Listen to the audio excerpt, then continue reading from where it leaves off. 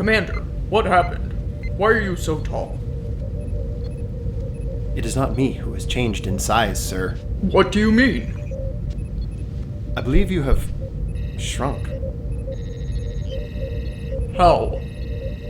Unknown, sir. However, based on my analysis of What was that? Run! What you have just witnessed is what I believe has happened to this stereo. Whether it was caused by an ion storm during transport or by the Romulans, the fact is, this is now a very small hi-fi. It's a mismatched collection of speakers, a Radio Shack amp, and an 8-track player, all of which are some of the smallest vintage units I've come across while thrifting. I'll show you each piece, then we're going to play some weird noises on it, then of course we'll open these guys up and see the insides.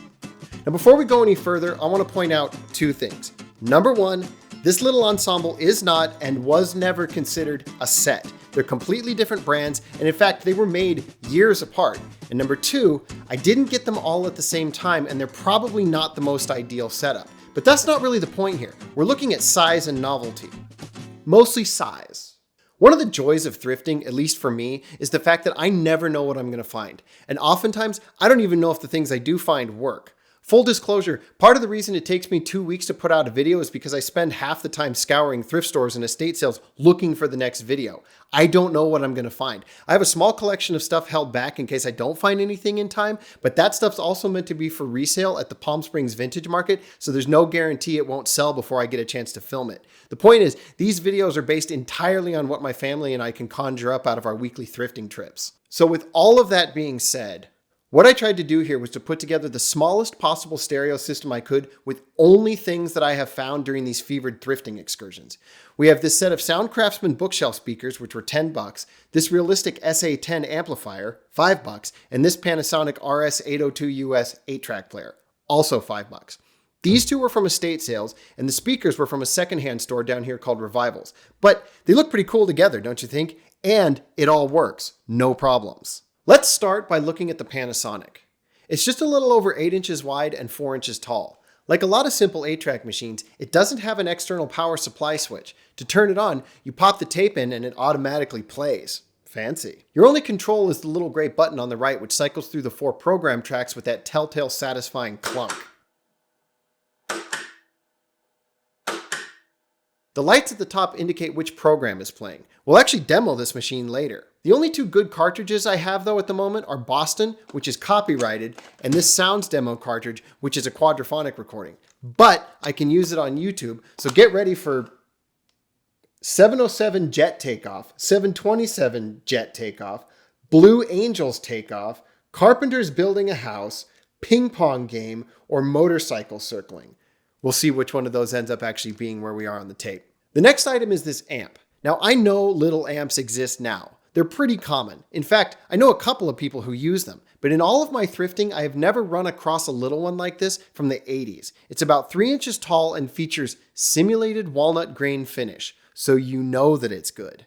You have your power switch, your input selector, which we will come back to because there's a little bit of an asterisk there, your mode selector, the tone knob, and your volume controls. They've made the right and left channels independently controlled. My good Yamaha amp doesn't even do that. This thing surprised me. I see a lot of conflicting opinions online about these little units, but after playing with it, I don't think it's bad. Not for something like this. You're only looking at about 1 watt per channel, but it's not meant for deafening your neighbors anyway, and that's plenty of power to drive these little speakers. They hook on with RCA jacks, if you're wondering. I want to go back and talk a little about the input selector though. It says tape tuner and phono, which implies a built-in phono preamp.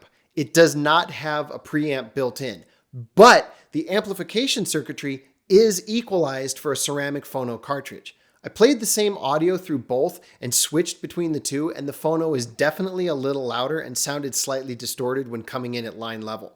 That means they did not just put 2 identical inputs and slap the word phono on it to cheap out, which is kind of what I expected them to do, so I have to admit, I'm impressed. Finally, let's look at the speakers. They're a pair of Lancer bookshelf speakers by Soundcraftsmen, each featuring a single 5-inch cone in a 10x7-inch finished wood box. I don't know what kind of wood this is. Walnut, cherry, teak.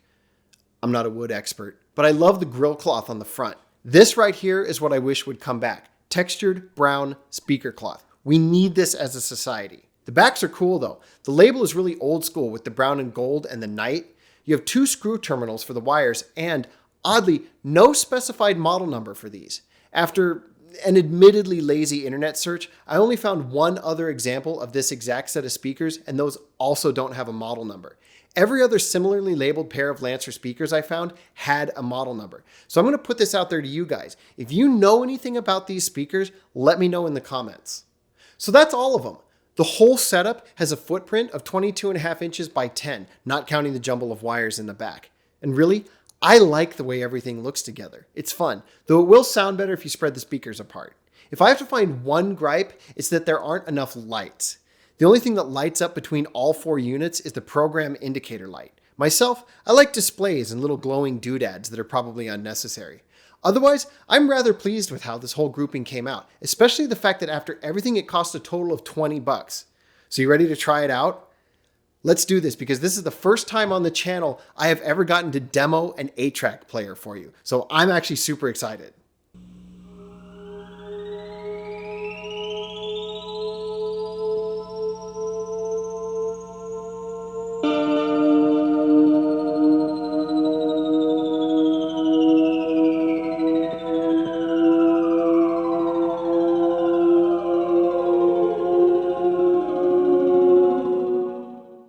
It's no Boston, but that was kind of cool still.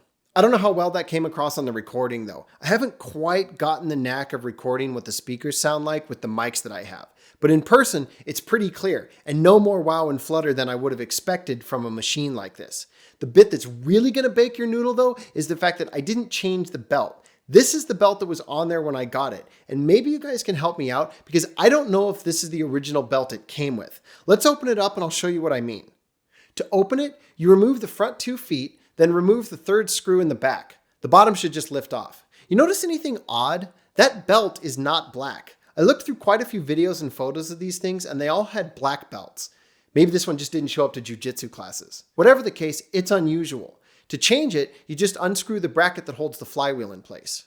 To get to the other side, you unscrew all 4 of the hex posts and the big screw in the back corner under where the power and signal wires come out.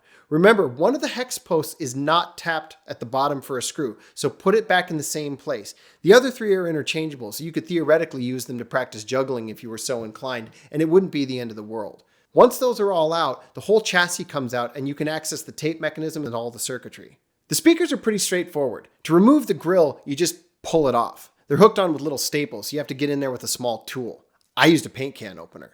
But only pull by the corners. The middle parts are really flimsy cardboard. You can see the speaker comes with a little bit of fluff on the surround. Bonus. I pulled the speaker cone out of this one already and checked inside. There aren't any separate electronic components in there, just a bunch of loose fiberglass and 2 wires. So I'm going to skip opening these again. If you've never dealt with old speakers like this, I would highly encourage you to wear a mask when you open them because sometimes the fiberglass floats around the room in a sparkly, irritating, glittery dust cloud, which is not fun to breathe. Finally, let's open up that amplifier. To get this one apart, you first remove the 3 screws on the bottom, then pull the 3 knobs in the front off. Below those are little felt dust covers. Gently remove them. I used a pair of tweezers for that. The right and left potentiometer have a little nut that's holding onto the plastic shell. All 3 of them have nuts, but only 2 of them are attached. I'm sure there's a joke in there somewhere, and you guys are more than welcome to suggest one in the comments. The nuts are glued on, so I used a pair of needle nose pliers to break them free and then unscrewed them with these little hemostats that I got from the piercer at our shop. After that, the whole chassis slides out, giving you access to the transformer and all of the electronics. So that's all of it.